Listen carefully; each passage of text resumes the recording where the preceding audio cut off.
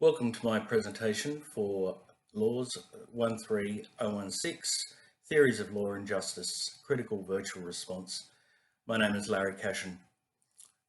Title of the presentation is Feminist Legal Theories, Reducing Barriers to Male Engagement Through Collaboration. Jonathan Crowe's 2011 article, Men and Feminism, Some Challenges and a Partial Response, considers barriers to male participation in supporting feminist perspectives on social justice and fairness. He asserts that men's acknowledgement, rather than avoidance of responsibility for women's disadvantage, is a starting condition of males genuinely engaging with feminist views. Although Crowe's paper is not constrained to feminist legal theory, the tenet of male authority in the development of law is encapsulated in his overarching thesis that power differentials cause injustice for women. In the contemporary environment, it could be argued that women and men have access to equal opportunity under the law. Despite this, many feminist theorists contend that because concepts of law and justice have been developed and perpetrated by men in their own interest, the underlying basis of law reflects male dominance. Contemporary feminists often use the terms male and men to evoke a sense of female submissiveness in the face of male dominance, pursued for the purpose of maintaining power inequalities. This is not a new idea, with, for example, Simone de Beauvoir referring to males as the ruling caste. However, early feminist writers, notably Mary Wollstonecraft, argued that women must seek their own power through education and by shedding the habitual slavery of immorality. While the latter part of Wollstonecraft's contention might seem anathema to modern feminists as a value judgment of women, her stance on the emancipation of women from subjugation to men was predicated on female independence, a theme familiar to modern feminists. Contrasting with Wollstonecraft's approach, Crowe argues the engagement of men in promoting feminism is a missing component in the ongoing development of equality. Crowe invokes Bob Connell and Michael Kimmel in encouraging male support for the feminist project, as he calls it, through accepting feminist ideals positively contribute to society more broadly than those focusing on individuals or men. Crowe suggests that issues not directly affecting men leads to males withdrawing interest. In other words, some form of intrinsic male egocentricity prevents them from backing feminism. The application of this perspective to the evolution of law is obvious in that males have dominated the development of law and jurisprudence in their own interest. This argument is partly predicated on the idea that men will lose dominance should the feminist project be fulfilled.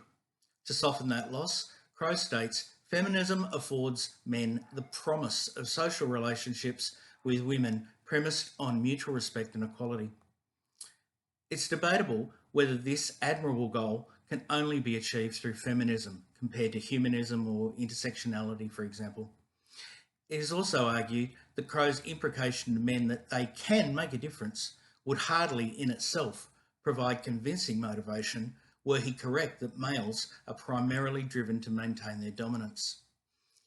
Crowe's other identified barrier to male support for feminist agendas is avoidance of blame. He asserts men are responsible for the continuing oppression of women and subsequently contends the guilt experienced by men with insight into this issue leads to such avoidance. Crowe cites others, including Connell, to promote his argument, but relies mainly on commentaries rather than evidence. If Crowe's strong contentions are correct, some psychological ramifications will likely dissuade men from supporting the feminist project.